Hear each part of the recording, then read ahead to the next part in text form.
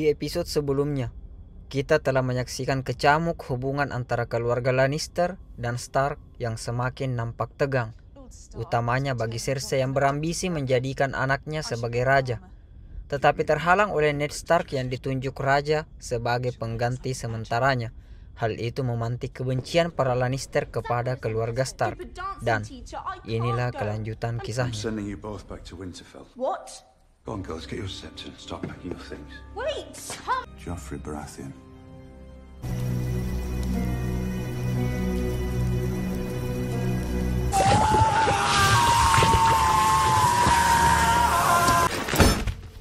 Fire cannot kill a dragon. Jaime Lannister terlihat sedang berbincang dengan ayahnya yang bernama Tywin Lannister. Jaime sedang membujuk ayahnya agar menggencarkan serangan kepada keluarga Stark yang diketahui sedang menawan Tyrion Lannister. Tywin sebenarnya tidak termotivasi untuk menyelamatkan Tyrion, anaknya yang kerdil itu, karena memang pada dasarnya dia tak suka dan tidak peduli pada anaknya yang cacat. Tapi demi menjaga kehormatan keluarga para Lannister, dia sepakat untuk melakukan penyerangan kepada Stark dan membawa pulang Tyrion. You're blessed to belong to the most powerful family in the kingdom, who served as a glorified bodyguard for... Di luar sana, Ned Stark semakin gelisah akan pertikaiannya dengan Lannister. Dia hendak pulang ke timur, yaitu daerah kediaman para Stark. Dia juga mengancam Cersei untuk mengatakan yang sebenarnya kepada Robbie, yaitu sang raja, bahwa Cersei telah berselingkuh dengan adiknya sendiri. Bahkan Joffrey bukanlah anak sang raja, melainkan anak hubungan gelap antara Cersei dan Jaime. Tentu saja Cersei merasa terancam dengan itu, tetapi dia selalu cerdik untuk tidak terlihat lemah di hadapan musuhnya. With as many men as you can. Because when the king returns from his hunt, I'll tell him the truth. Wherever you go, Robert's wrath will follow you. Targaryens wed brothers and sisters for 300 years to keep bloodlines pure. When you play the Game of Thrones, you win or you die. Di Night Watch, Jon Snow yang terjaga menyaksikan pergerakan yang tidak biasanya dari hutan. Dia melihat seekor kuda tanpa penunggang berlari mendekat. Setelah diperiksa, kuda itu ternyata adalah milik anggota mereka yang bertugas di luar sana. Kejadian itu membuat mereka was-was, karena itu berarti anggota mereka telah tewas di luar sana.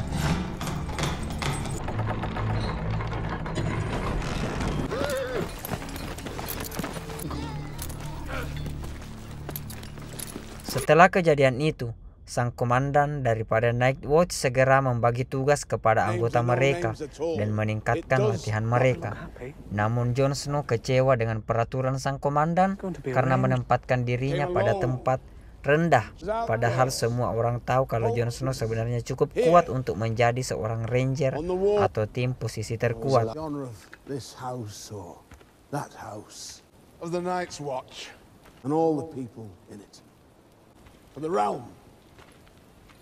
A glory, or a woman's love. Rancer to the builder, Echiel to the builders, Gordo to the Lugo to the rangers. Suatu siang, Robbie, yaitu sang raja, semakin sekarat karena lukanya. Dia memanggil Ned Stark, yaitu sahabat kepercayaannya, untuk memberikannya wasiat. Semua kata-katanya ditumpahkan kepada kertas itu.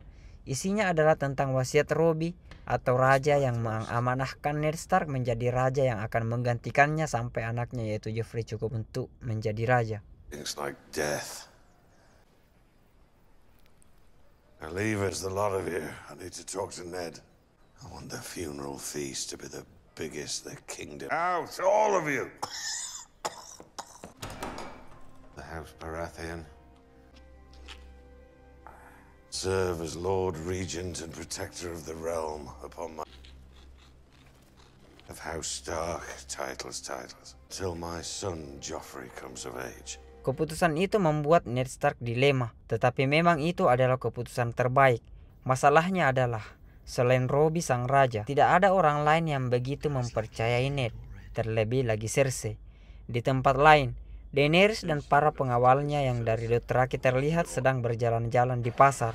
Di sana mereka disuguhkan minuman hingga Daenerys bertemu dengan seorang pedagang yang terlihat sangat menghormatinya. Dia bahkan akan memberikan minuman terbaik yang dia miliki setelah mengetahui kalau Daenerys adalah Khaleesi, yaitu istri sang Khal Drogo dan sekaligus keturunan para penunggang naga. Namun hal tak terduga terjadi. Jorah, yaitu pengawal terdekat Daenerys, membongkar kalau pedagang itu ternyata adalah orang yang menginginkan Daenerys mati atas perintah seseorang yang tak diketahui. Setelah terbongkar, orang itu pun ditangkap. Can you smell the fruit, sir? First.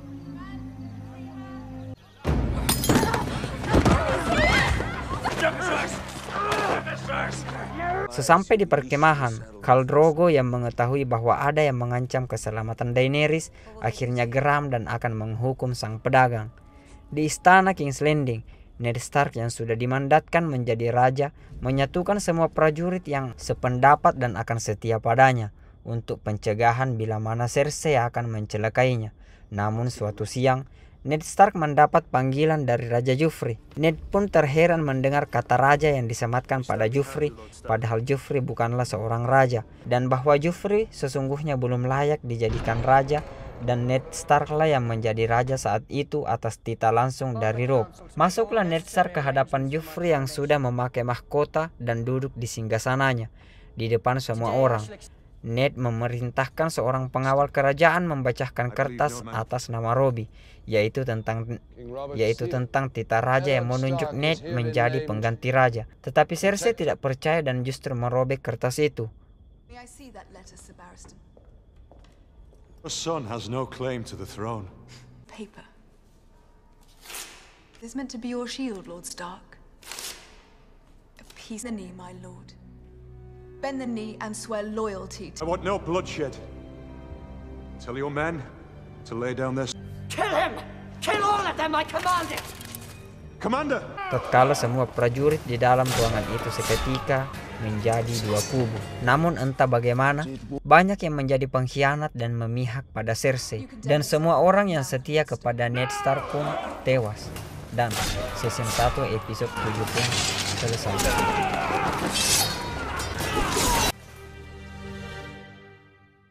Di episode 8, peperangan dalam istana antara prajurit King's Landing terus terjadi.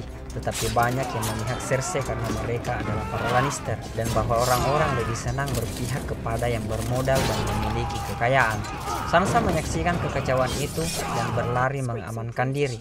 Arya Stark masih berlatih dengan gurunya ketika di sekitarnya sedang chaos, dan pengawal pun datang menjemput mereka. Sang guru merasa curiga pada para pengawal itu, dan benar, pengawal itu ingin mereka semua mati. Sang guru pun melindungi Arya dan bertarung di sana. Bring the girl. Speaking to me with more respect. Go. Arya pun berlari dan menemukan banyak orang terkapar di luar sana. Dia terus berlari, sementara Sansa juga sudah ditemukan dan akan ditawan. Ned Stark sudah tak berdaya dan lengkaplah keterpurukan yang dialami para keluarga Stark. Ned Stark dijenguk Lord Varys yang lebih memilih untuk berpihak pada yang terkuat. Ned Stark merasa sangat dikhianati, tetapi dia tidaklah heran karena begitulah cara para pejabat menjilat pada penguasa agar tetap hidup. I trust you know you're a dead man, Lord Eddard. Di Night Watch, mereka menemukan mayat anggota mereka yang mati di luar dinding. Tetapi mereka menyadari ada keanehan, bahwa tangan orang itu putus dengan darah yang sudah pucat tapi belum berbau busuk. Ketakutan akan kemunculan The Walker atau para hantu pun mulai bermunculan. Di hadapan para petinggi, Sansa didudukkan. Para Lannister menjelaskan kalau Ned atau ayah Sansa telah menjadi pengkhianat, namun dengan setengah tidak percaya Sansa menyangkal itu. He wouldn't do that. He knows how much I love Joffrey. Namun tak berkutik karena dia hanya seorang diri. Sansa pun memohon agar ayahnya diampuni. Namun sebagai syarat, Cersei ingin agar Sansa mengirim surat untuk keluarganya di Winterfell atau tanah para keluarga Stark agar setia dan tunduk kepada raja baru King's Landing, yaitu Joffrey. Come to King's Landing and swear his fealty to Joffrey. If you would help your father, urge your brother to keep. Surat itu pun tiba di tangan Robb Stark, anak pertama Ned Stark yang juga akan menggantikan Ned Stark sebagai pemimpin. Robb Stark geram mengetahui kalau ayahnya ditawan dan dituduh sebagai pengkhianat, sehingga Robb Stark ingin melakukan perlawanan dengan menyatukan semua klan di Winterfell. Cat Stark yang sudah mengetahui informasi itu pun segera menemui adiknya yang juga memiliki banyak prajurit di Quill Valley untuk ikut melawan para Lannister. Tetapi adiknya tidak setuju dan memilih bertindak aman karena mengetahui bahwa kekuatan mereka tidak akan cukup untuk melawan para Lannister. Ned rots in a dungeon and you speak of patience. If you're asking me to send men from the Vale to fight, and I will not risk Robin's life to get... Di dalam hutan, Tyrion Lannister sudah terbebas berjalan bersama pengawalnya dan beristirahat. Di sana dia dikepung oleh para barbarian yang hendak membunuhnya. Tetapi dengan kemampuan retorikanya, Tyrion Lannister berhasil mempengaruhi para barbarian itu. I am Tyrion, son of Tywin of That trinket is worth more than ever. Lannister Smith's shit better steal. Give you this. Di Night Watch, Jon Snow didatangi oleh seorang komandan yang selalu sentimen kepada dirinya. Jon Snow yang kesabarannya mulai habis ingin menyerang komandan itu, namun terhenti karena pemimpin Night Watch keburu datang. Kejadian itu membuat dirinya dihukum.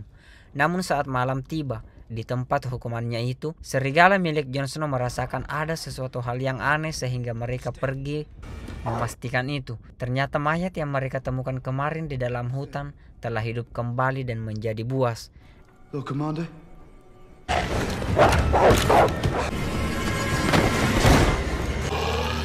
Di tempat para Dothraki, mereka sedang menjajah desa lain.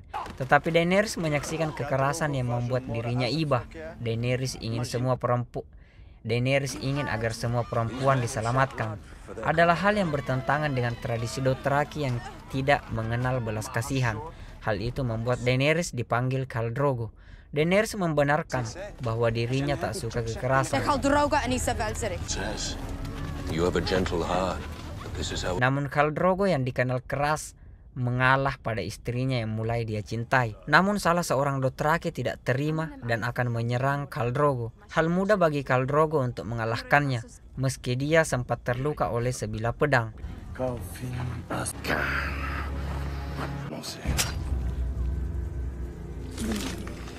Jangan hari.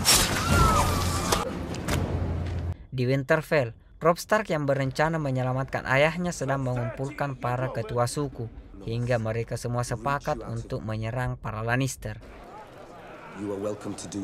Brienne Stark yang mengetahui ayahnya dalam bahaya dan kakak tertuanya akan pergi menyelamatkan sang ayah menghadap kepada dewa untuk mendoakan keselamatan keluarganya.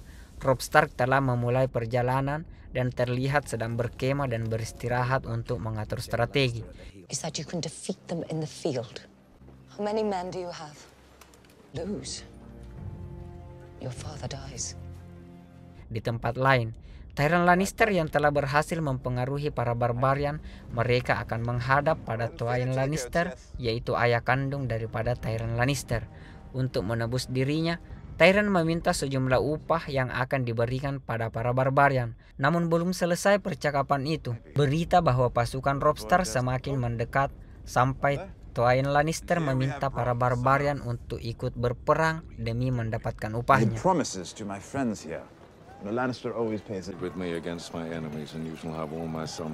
Malam tiba ketika seorang mata-mata ditangkap dan diinterogasi oleh Robb Stark.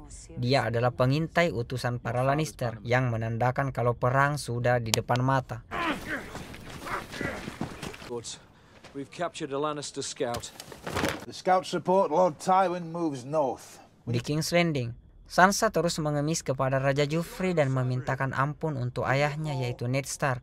Di dalam singgasana, seorang pengawal raja yang paling setia dan berbudi luhur dipanggil untuk menghadap. Cersei ingin agar pengawal itu diikat atau dibunuh, karena Cersei tak ingin ada orang yang menahan keinginannya untuk berbuat apa saja yang dia inginkan. I am a knight. Even now I could cut through the five of you like carving a cake. Sang pengawal itu pun pergi dan season 1 episode 8 pun selesai. Seru sekali. Perang akan segera dimulai. Klan Stark yang menjunjung tinggi nilai jujur dan luhur harus terpuruk oleh para pejabat kotor di pusat King's Landing. Oke teman-teman abstraksi. Terima kasih telah menyaksikan video ini. Sampai jumpa kembali di video selanjutnya dan goodbye.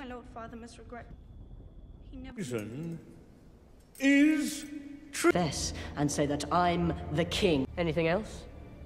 Father has to confess.